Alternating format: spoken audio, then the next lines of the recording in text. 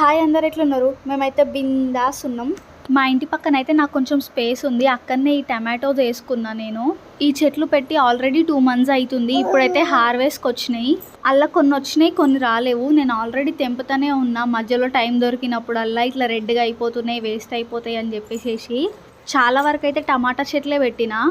ఈ చెట్లకి మొత్తం నేనైతే ఎరువు వేయకుండా ఓన్లీ కిచెన్ వేస్టేజే వేస్తూ ఉన్నా. అయినా కూడా చాలా బాగా వచ్చినాయి చెట్లు అన్నీ కూడా. ఇక్కడ వచ్చేసి నేనైతే చామంతి చెట్టు పెట్టిన టబ్బులో. ఆల్రెడీ ఒకసారి తెంపేసిన, ఇప్పుడు మళ్ళీ వచ్చినాయి.